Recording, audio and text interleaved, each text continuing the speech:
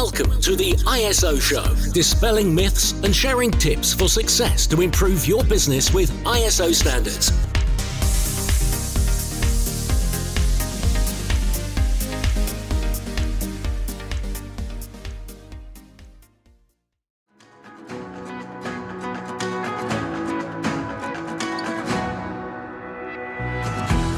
If you're listening to this podcast, then you're in great company.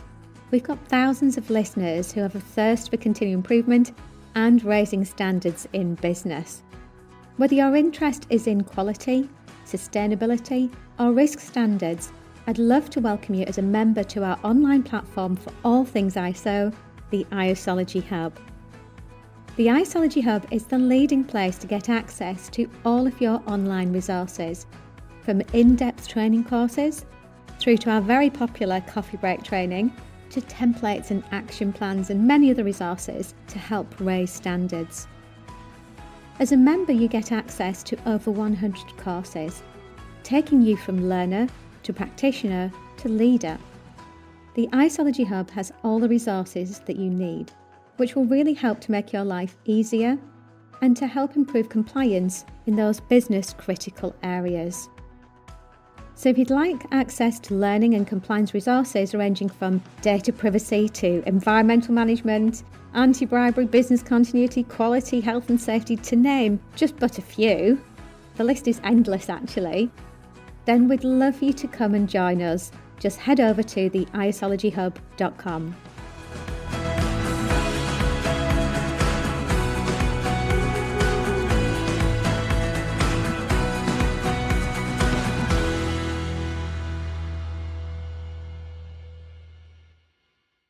Hello everybody, this is Ian Battersby, Senior ISO Consultant at Blackmores UK Limited. Welcome to another ISO show today. Today we are honoured to have another guest online with us. I'm going to be interviewing Biba Gonzalez, who works for an organisation called Public. Biba will explain what they do to you, but firstly, welcome Biba. Thank you for joining us today. Thank you for having me. You've recently gone through quite, an involved process, haven't you? If you could sort of just briefly take us through your journey, what you've been doing with respect to standards of late. Well, Ian, you know me well because we've been working Indeed. 14,000 together. Yeah.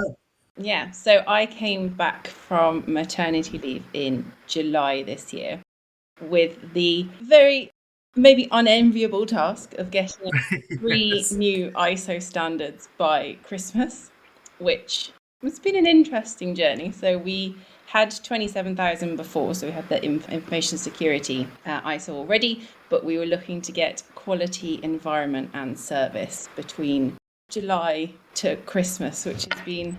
So very straightforward then. Oh yeah, nothing, just like a quick ticket off the list sort of. Yeah. And juggling your young family at the same time, and having been out of the job for a while on maternity leave, I'm sure you were enthralled by this prospect. Oh, particularly since I'd never done an ISO before in my life and didn't actually really know what it involved. So maybe it was quite good actually that I didn't know what it was. Maybe. I went in somewhat naive. That's actually quite a good point, actually, because a lot of people look at them and fear them. You were just thrown in at the deep end, weren't you? We didn't have much of an option, really. We wanted to get on 2 new frameworks and the deadline was Christmas. Right. So it was like all shoulders to the wheel and off we went.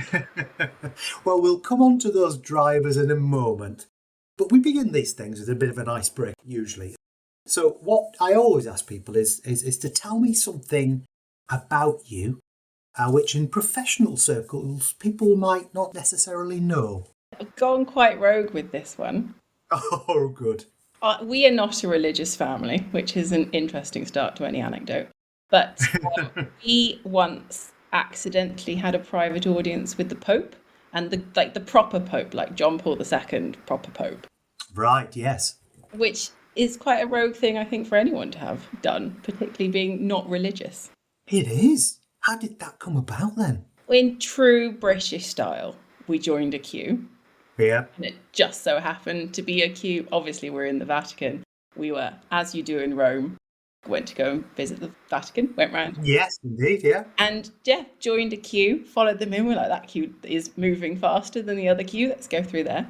And it was like an auditorium full of like, nuns standing on chairs, like a rock concert, but with the Pope. We came in this little Pope-mobile. We got blessed by the Pope. And like everyone else was there, like full like regalia, nuns, bishops, everything. And there was us standing at the back, being like, we went through the wrong door.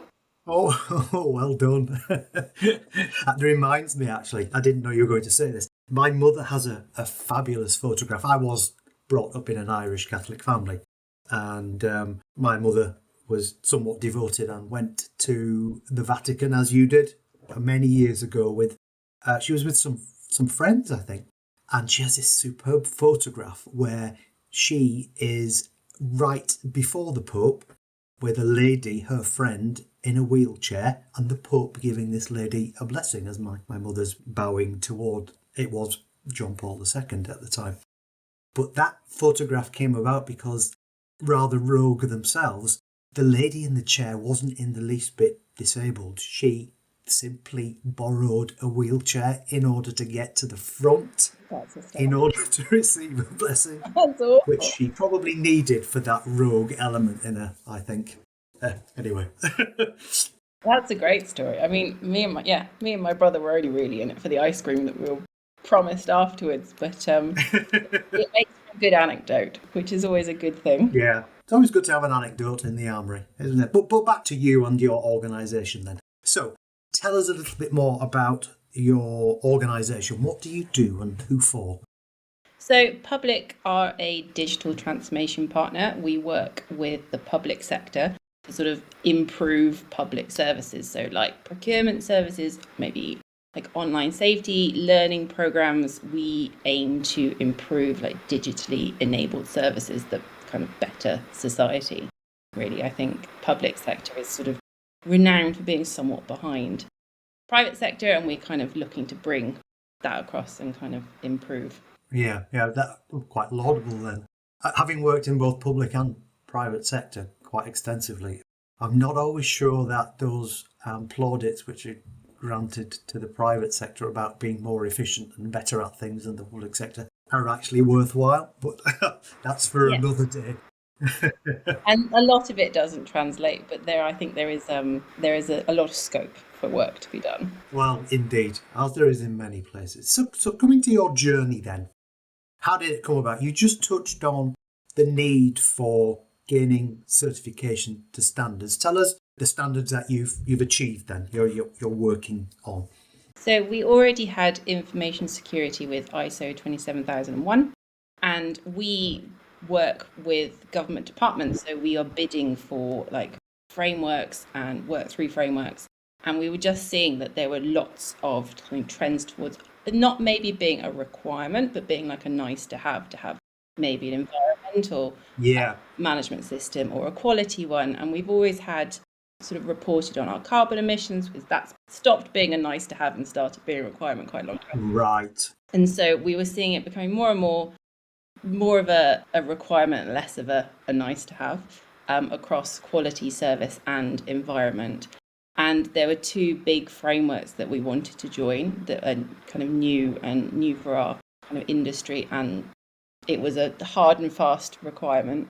And so it basically just boiled down to a commercial incentive that we wanted access to the framework. Yeah. And it was necessary for that. And we sort of are now seeing trends that we think we're then going to have to action next year. So the AI ISO standard seems to be coming up a lot in terms of like, it'd be nice to have. And we're like, we know it pans out too. So that might be my project for next year. So you understand how those conversations develop then? Yes.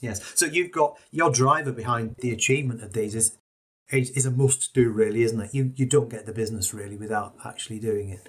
Yes, it opened up like a lot more to us. And you've just touched on your timescale. So you arrived back in July. Had anything been done prior to your arrival back? So it had been thought about that maybe we might want to get sort of a quality ISO last year, but in a very sort of, wouldn't it be nice? This is something we're going to have to kind of do in the future, but not done anything really concrete about it. When I came back, we'd engaged Blackmores and we had booked the audit date. We had engaged.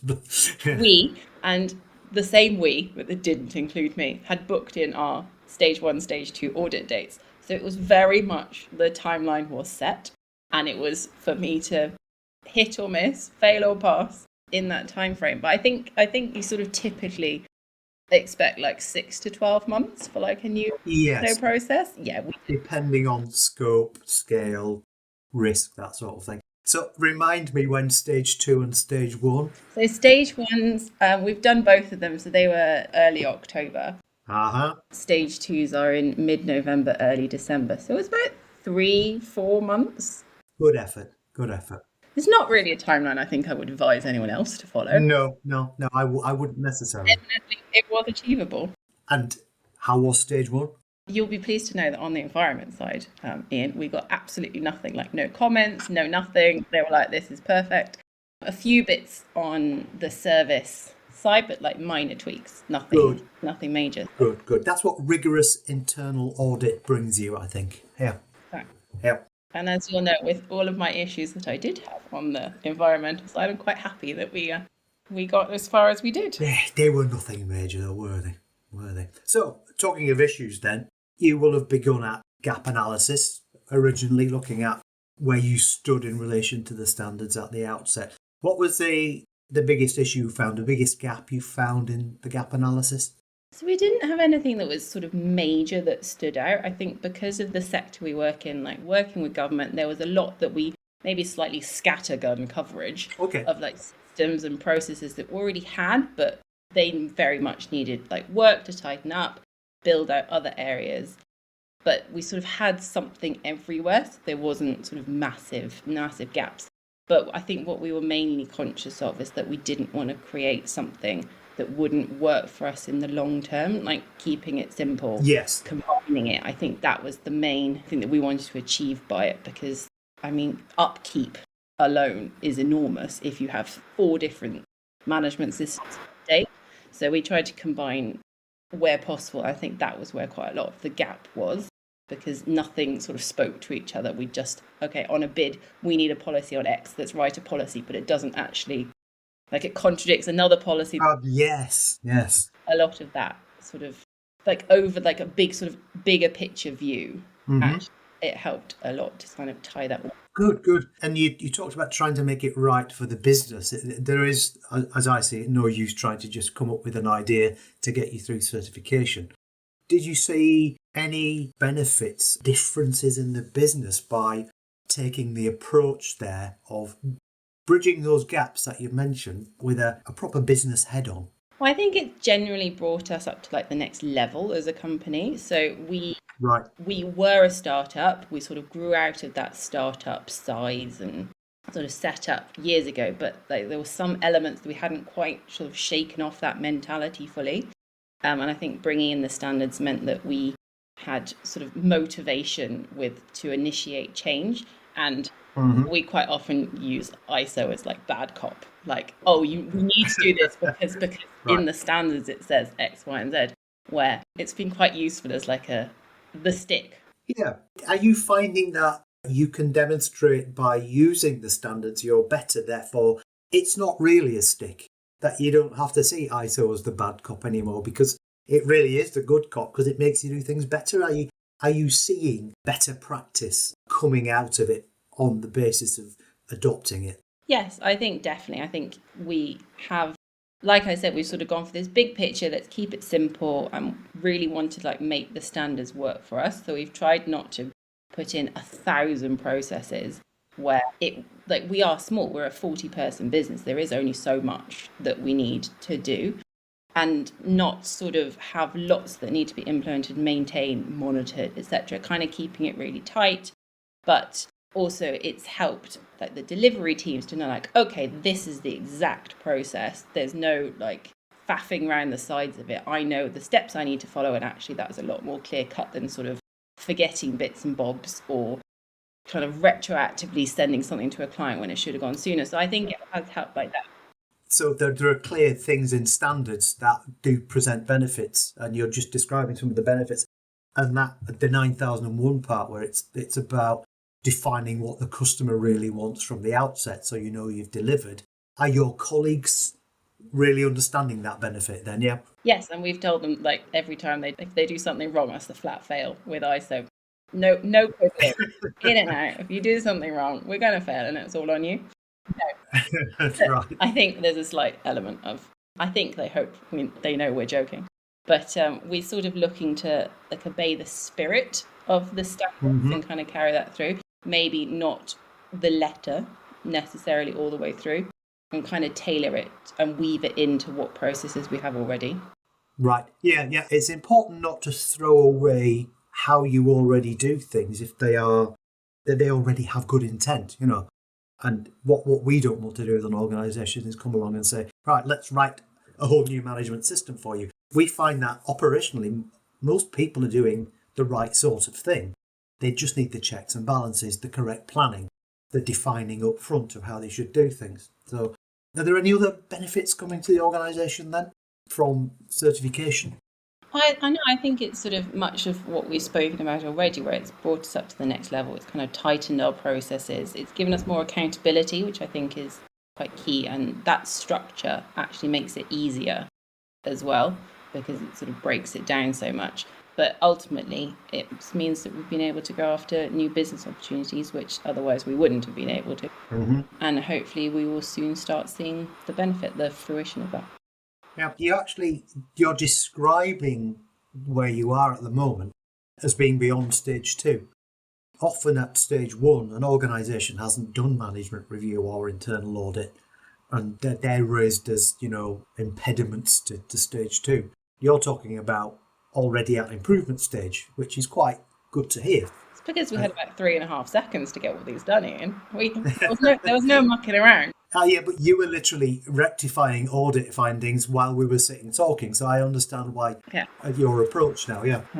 What top tip would you give people? You're close to certification now, you've done it quickly, you know, as we've described, you're seeing benefits already. What tip would you provide to other people to help them on their journey? Well, my absolute top tip is not do it in 3 months, because that's lunacy, but clearly possible. But I think what I learned from the whole process is kind of you need to make it work for you and your business. Yes. The material is dense, like reading the standards and understanding what you actually need is very much a skill in itself.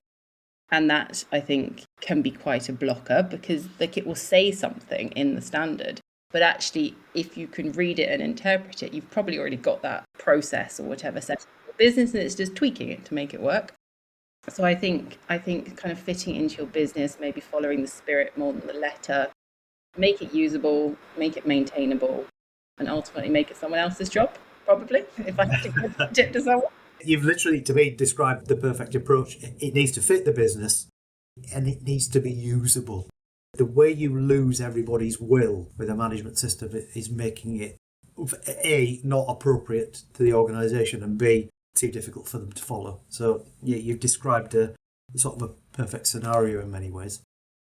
And you said give it to somebody else, make it somebody else's job. How's that going? Not great, because it's still my. Not great. Okay. But, no, I mean, on the whole, I thought it was going to be an awful process.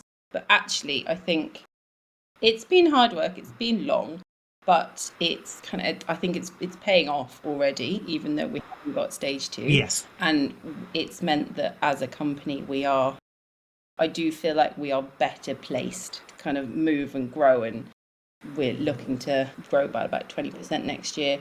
And I think having these things when you're smaller means that you can scale better. Agree entirely. I've worked with organisations who have scaled without those boundaries, and it's very good that they bring in new people, new ideas, new approaches, innovation. But when everybody goes off on a tangent, how do you bring that all back together? So you're a great example of why the rules-based approach of a management system helps that growth. I was just going to say, I think it's so much easier to teach like staff coming in, like this is just the way we do things. Like I've been at Public for 4 years, so I've seen lots of different ways of doing things. And it's quite hard to shake that mentality of, well, I used to just be able to ask the MD and it was fine, it was done. Where, yeah, that doesn't really work if you're more than like a 10-person company. So I think that's being able to tell people this is just how we do it and they don't know any different. So doing it when you're smaller does kind of, even if it feels less applicable, it's something that I think will benefit in the long run. That's a good lesson, yeah. We take a very structured approach from the gap analysis through to stage 1 and stage 2. How did you find that? Is there any lessons for us even from that structured approach? No, I mean, I like a structured approach anyway. I think if it weren't structured, you would so easily get lost in terms of where you were at.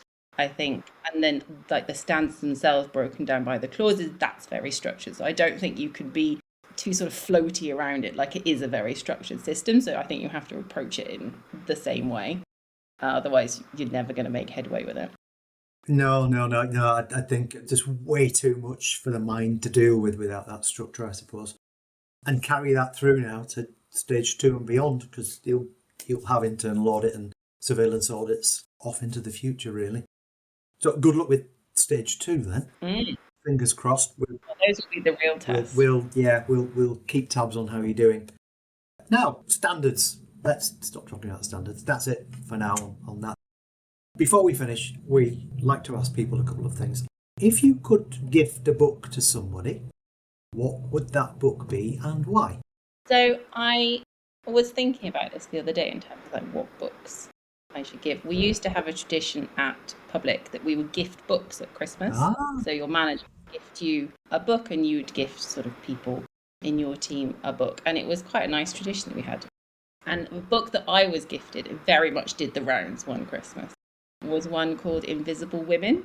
It's about like data bias and the gender data gap, which is really interesting. And like I always think that kind of a non-fiction book can be really dense and really heavy, but actually it's a really interesting reading, sort of dip in and out of it nicely. But it has just facts that you maybe don't see. So like seatbelts are tested on male dummies, not on women. That women are 47% more likely to be seriously injured in a car crash. Crazy. Or like voice recognition software is trained on male-centric data, so it's more accurate for male voices than female. Or simply things like your smartphone is not designed to fit in your hand as a woman. It's designed to fit in the average male size hand, and it doesn't fit in your pockets as a woman because it's not designed around like female clothing. And I think obviously it's quite interesting in like the sector that we work in, sort of about policy and government and research. And I think so it's kind of resonated with our company quite a lot. We're also quite a female-centric company, or female-heavy company. So yeah, it really did the rounds from Christmas, and I think it's one of those books where I would quite like everyone to read it. Not necessarily because I think it's going to change the world, but I think it just gives you an awareness more, instead of just living in a little bubble of why things work and why they don't, and what might become policy and what might not. Interesting. It's really good for a factoid, if nothing else, and I love a factoid. Oh, right. Is it full of those? Yeah. I mean, you've just pulled out 3 or 4 snippets of factoids, haven't you? Yeah. So my brother's favourite thing to say is that 95% of all statistics are made up on the spot. And I would like to say for the record that those statistics were not made up. I did actually fact check myself. 95% of statistics are made up by men. Yeah. And you're 47% more likely to win an argument if you put in a false statistic. Oh, I think a lot of people who lead the world have been doing that. That's the thing. And finally, Biba, what is your favourite quote that you would like to leave our listeners with? I had a sort of long think about this. I'm not really one for quotes, but I was thinking about things that we say a lot in our team. And one of our favourites, particularly my manager's favourite thing to say, is not my monkey, not my circus. Which I think is quite applicable to operations teams. You're like, you have too much control over everything a lot of the time. You have a lot of monkeys, a lot of circuses. And sometimes you just need to take a step back and be like, I can't change that. I can't affect that. I just need to move on. Right, okay. It's more of a proverb than a... I quite like that one. I quite like. I'll start using that one, I think. Well, thanks. That's made me chuckle, actually. Thanks for that. Biba, thank you for joining us. A pleasure as always. Good luck in stage 2. Thank you. Hopefully we'll catch up sometime next year when you need some internal audit. Yes. Some more structure and rigour. Yeah. Hopefully it all goes well with the stage 2s. And it's been lovely to chat with you. Yeah, you too. Thank you. Thank you, everybody, for listening. Before we go, I'd just like to remind everybody to subscribe on your preferred media player, if you've not already done so.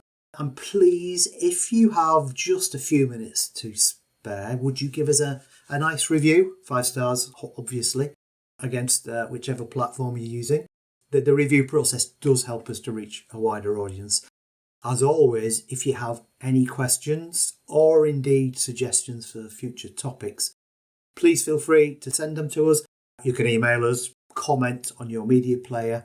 We'd love to hear from you. We're interested in finding out what you want to hear about, so please let us know. So that's all from me and us today. Thank you for listening, and we'll catch up with you on the next ISO show.